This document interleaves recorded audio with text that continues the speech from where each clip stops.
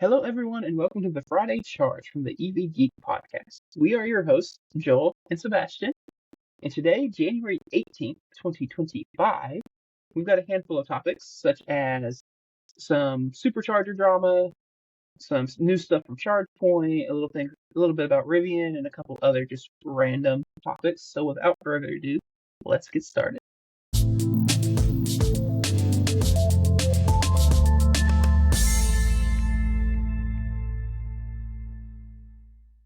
All right, so our first topic is an interesting one. Kia delayed their supercharging access.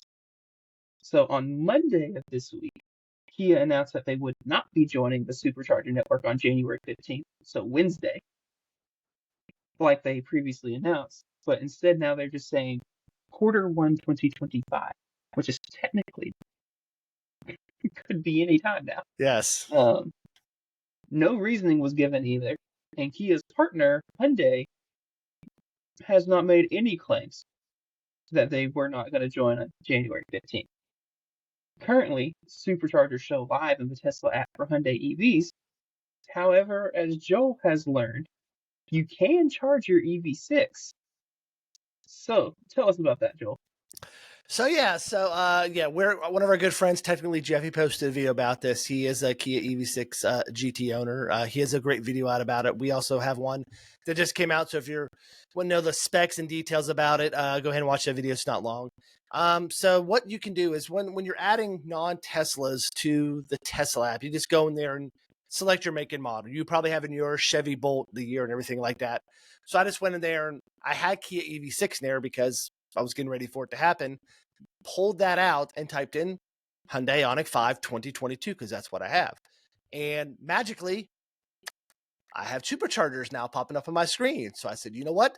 Let me grab my Electron adapter. Let me drive about 30 minutes to the closest V3 and plugged in and voila, it works. So not great charge speeds, the whole issue with the 800 volt charging on the V3s, you're not going to get that. So yeah, max was 97 kilowatts, but how long it held 97 kilowatts was pretty impressive. So if you're interested in that, go check out that video.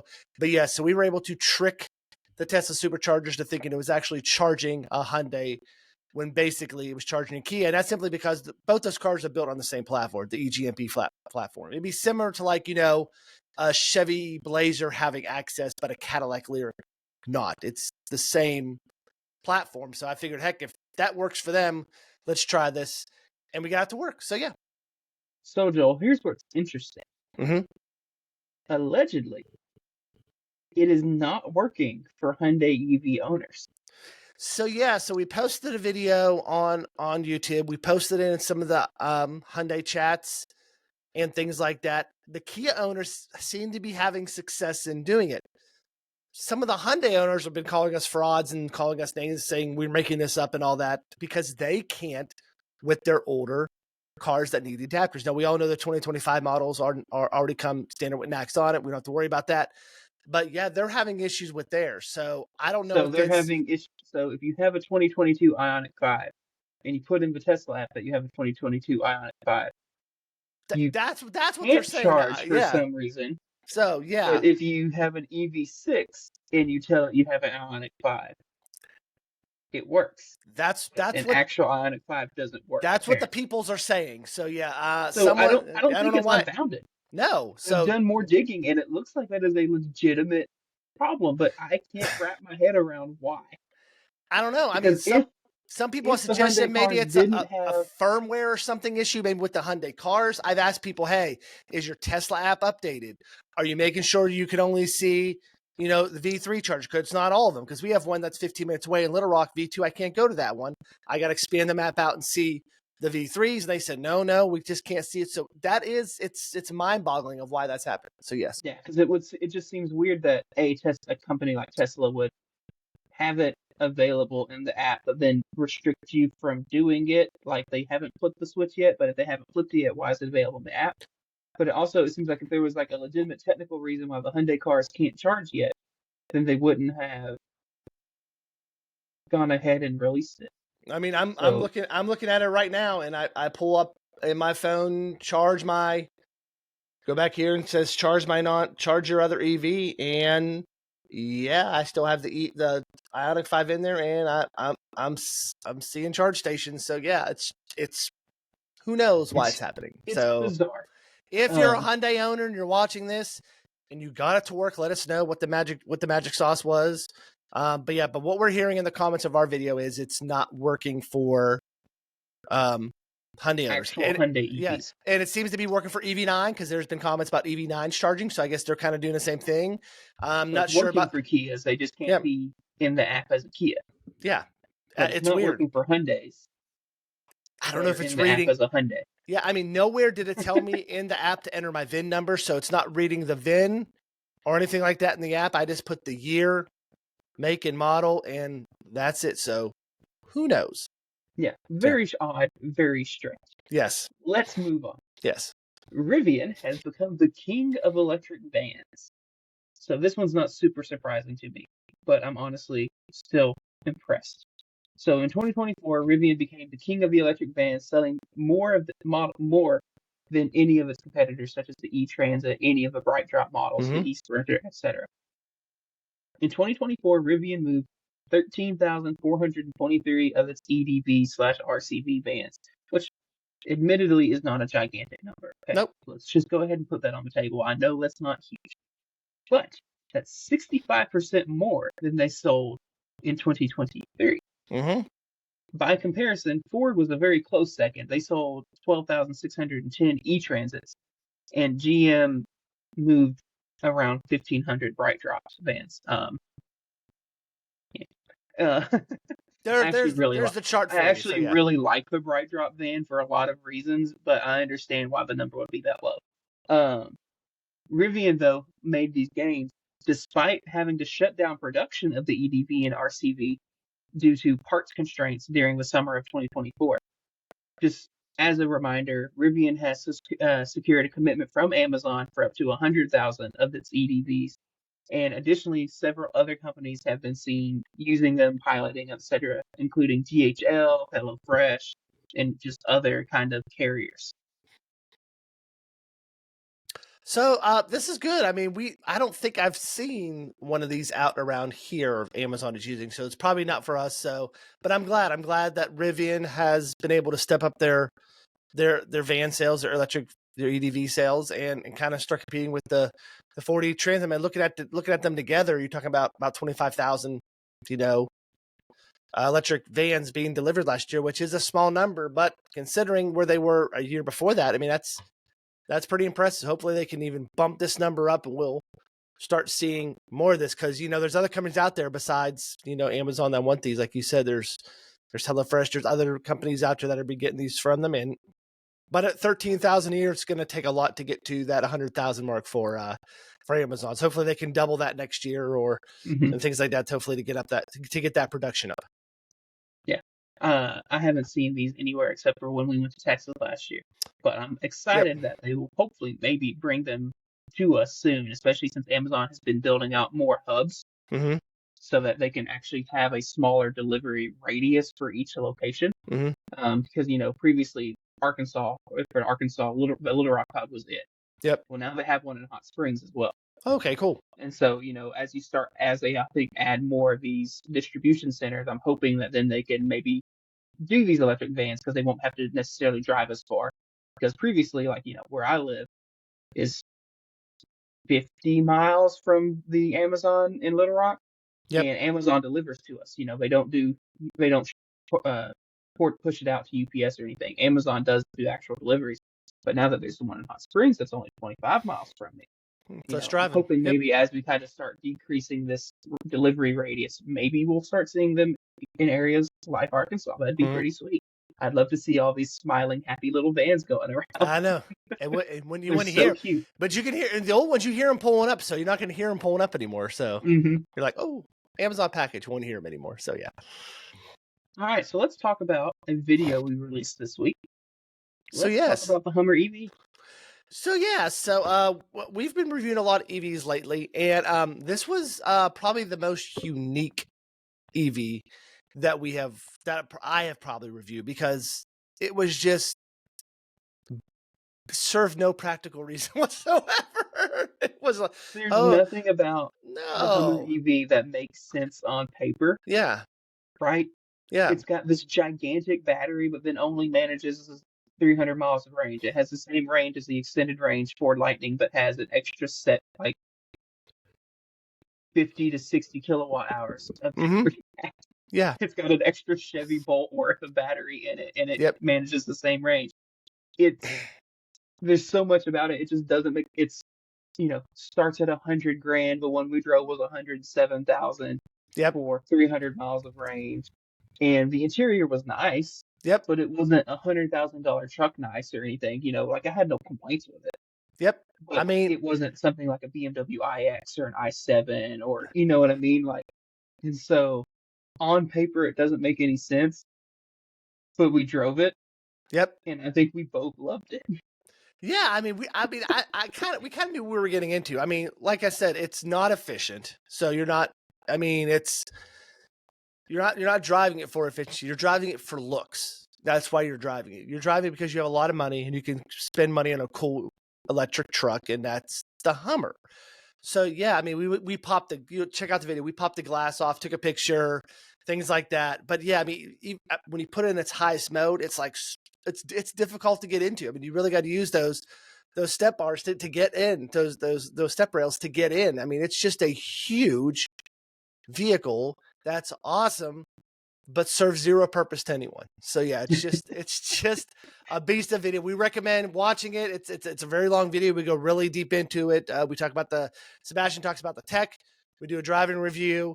And yeah, there's some things that we found out that were great about it. There were some things that were a little glitchy about it, but yeah, so yeah, find that. We released it, I believe, on Monday. Go back and watch it. And you'll find out that it's a really great EV that really no one needs. But yeah, but shout out to Gwatney Buick for letting us borrow this. They said they sold all of them on the lot last month. So they sold, I believe they said 3 Hummers and a Sierra EV. So that's pretty impressive for Arkansas. So yeah, And considering they're all $100,000 they're all or more. $100,000. So yeah, Yeah, for me, the biggest takeaway, which I'm not going to try to spoil too much about the video, go watch the video, was honestly the biggest winner on it was Super Cruise.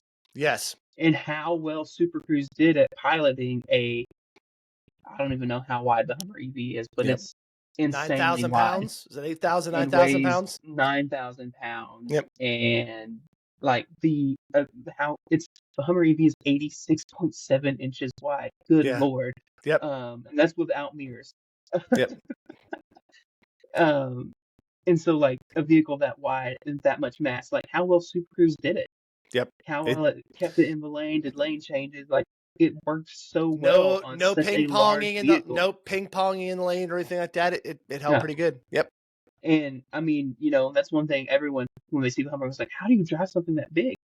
The truck does such a good job of doing so much of it for you. Like it didn't feel like we were driving when you first start moving, and you're on your city streets, you're pretty aware of how giant the vehicle is. Mhm. But you get used to it so quick. Yep. Because it doesn't handle like it's this gigantic vehicle. Yep. And Yep. I don't know. I just go watch the video. We both were very impressed with it. It'd We be a didn't know great. what the market was. We didn't know why someone would buy it, Yep. other than just the fact that it is freaking cool. Yeah, it'd be a great like road tripper, but then again, it's not that efficient, and But it charges well. It charges well, yeah. So I guess in that case it would. But like I said, It in the charges video, well. Not great, not good. I mean, good range. Not Yes. the size battery, but good range. But it charges well. if I lived on the coast and I was going to cruise the beaches, definitely would have the Hummer EV. Take the tops off and take the glass top off. We'd be good to go. So Yeah, it's pretty cool. Sorry. Uh-oh. Sebastian is lost now. So we've got him off his notes. Because I said charge as well. In 15 minutes, starting from dead, the Hummer EV can add 77.9 kilowatt hours of energy. Yeah, that's a Tesla Model Y. The unfortunate thing is that's probably only going to take you 100 miles. Yes, that's only going to get you about 100 miles. So yeah. But Not the yeah, that 280 I just would get on my Tesla with a full charge. So yeah. I still maintain it might be one of the favorite cars we've driven in the recent like 6 months. Yep. Um, and that's wild to me because that vehicle makes no sense. It does. It makes no sense, It's but it was. just awesome though It's at the just great. same time. Hopefully we'll get the Tesla SUV here in a couple weeks when Gwatney gets one in. So if that happens, we'll have test an SUV and see how that compares and compare it kind of to the it should be very similar ride quality, but just curious what the inside would look like with that. Just for giggles. Just for giggles. All right, let's move on to another news topic. Two more automakers are going to join the Supercharger bandwagon. We're just going to keep seeing this almost every week. At some point, we'll stop talking about it, but there won't be any more. Yeah. So two more automakers, one really, have announced plans to join the Supercharger network. Honda has announced they want to gain access in the spring, meaning both Honda and Acura EVs will be able to charge on Tesla's, 17,800 something plugs they are currently quoting as available to non-Tesla EVs. I'm surprised they couldn't do this already, considering the only two EVs Honda and Acura currently sell are just rebadged Lyrics and Blazers.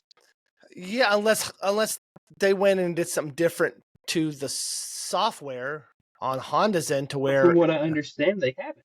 Yeah. The infotainment system is the GM infotainment. I mean, they have OnStar. Yep. For crying out loud. Yeah. From what I understand, the powertrain is all GM. And so I'm really surprised that they didn't have access already. And it makes me wonder if this is another situation where if you tell the Tesla app you're driving a Chevy Blazer, yeah, we'll let you charge. If you own a Honda Prologue or a ZDX and you happen to stumble upon this video, let me know in the comments if you've tried that. And yes. If you haven't, maybe go try it and just let me know. Just go try it. I'm really curious. So am I, because it should operate just like the GM cars would. You would think. And even looking at if it does anything like VIN ID when you plug in to see verify manufacturer or whatever, the manufacturer is the same. Yeah. So I don't know. It is weird. I mean, it doesn't say anything in here in the notes looking at the article from Inside EVs about it. So it just says kind of you'll need an adapter, and they're going to send you a certified adapter. So whatever that means. Whatever that means, because no one else is using certified adapters, I guess. So yeah, I mean, if you own a Honda Prologue or a ZDX, go ahead and try it and let us know what happens. We'd love to know. Maybe here shortly next month or two, we'll get our hands on one and we can try it ourselves before they get access. So, yep. All right, moving on. ChargePoint is battling cable theft.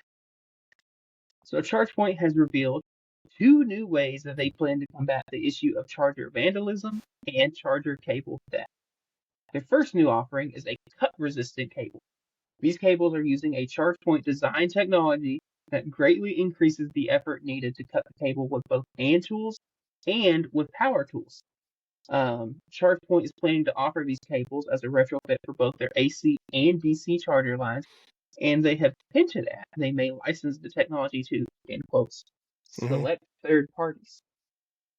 No idea who that would be. ChargePoint also says that most end users will not be able to tell the difference between these cut-resistant cables and not cut-resistant cables, which I hope means two things. A, enough of these get out there that people just stop trying. And so then for the people that maybe didn't upgrade to the cut-resistant cables, they're safe. And B, I hope that means the cables aren't going to be any bulkier than CCS cables kind of already are known for being. Yeah, they're already big, so anyway, I think this is cool. I don't know what they're doing to actually reinforce the cables, but it seems pretty confidence-inspiring that they say that the amount of time it takes to cut the cable and everything, even when using power tools, is long enough that it makes it not worth doing. Yeah. And chances are someone will pull up and see you by then. Especially moving into the next topic. ChargePoint has also developed an alarm system for their chargers that can detect tampering and vandalism. And this system uses the hardware's existing lights, screen, and speakers to deter vandals, by flashing lights on the screen, making an alarm like, howling, squealing sound from the speaker, etc., which should, deter bad actors. And the new alarm system will also, when the alarm is triggered, send, text messages and emails to whoever the site owner says they want to send text messages to. And even bigger, they state that the alarm system can be used with most of their existing models, and it can be enabled for free. So yeah, that's Which cool. seems like a So win-win. yeah, so if I get a chance this week, I'll reach out to our buddy JT who owns Franklin Charging. So he has two, I believe, CPE 250s down there, and he's getting a new one. And I don't know what's the new one he's getting in, Sebastian. I think he's getting some ChargePoint Express Plus units, I believe. That's what he is. That's what he is. He's getting one of those. So I'll be curious to see if this is something, because he was one of the first people I knew that had the next handle on it for his ChargePoint that switched over. So I'll be curious to see if he's heard anything about this and if they're going to be switching over his and things like that. Because I like to, like you said, I like to see how bulky and sturdy these cables are going to be if you have to cut into them. Because I mean, they're already big and bulky because they're CCS and that's what they're known for. I just hope they're not any more big and bulky, especially when it's 20 or 30 degrees outside and then it's like, trying to move a 100-pound ball around. So yeah, it's yeah. So yeah. I mean, I'm super happy to see both of these features exist now. Yep. I'm really surprised that it took them this long to do the alarm system component. Because you would think the charger would be able to tell if the cable's been cut off this whole time. And if it's been able to tell this whole time, then why wouldn't it have been able to do an alarm or send notifications or whatever else? Yep. There's sensors and stuff in the handle. You would think if the charger suddenly can't communicate with those sensors and it's not in a service mode, yep, it needs to generate an alert or an alarm or whatever. Mm-hmm. So I'm a little surprised that it seems like maybe this functionality wasn't already there. Now they're just flipping it on. Yeah, it's just that's a little weird to me. I mean, I think it's great that both of these things now exist because anything that can be done, luckily here in Arkansas, it's not really been an issue.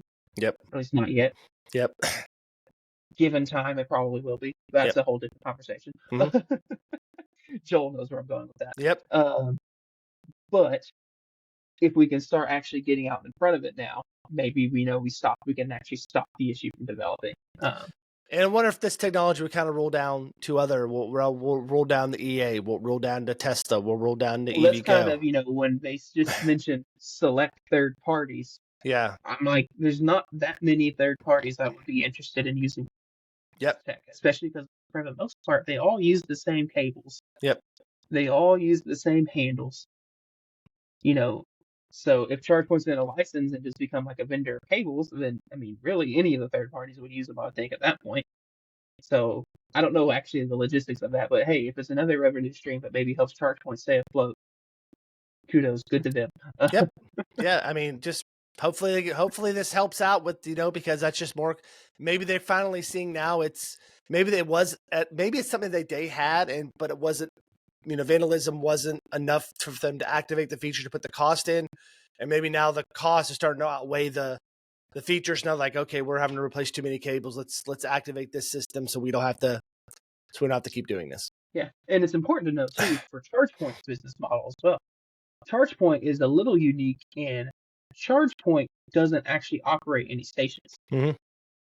ChargePoint sells stations to people. They're just the pimp. They're not doing lease agreements. They're not doing maintenance on their, or at least not maintenance without having a paid maintenance plan or something with it.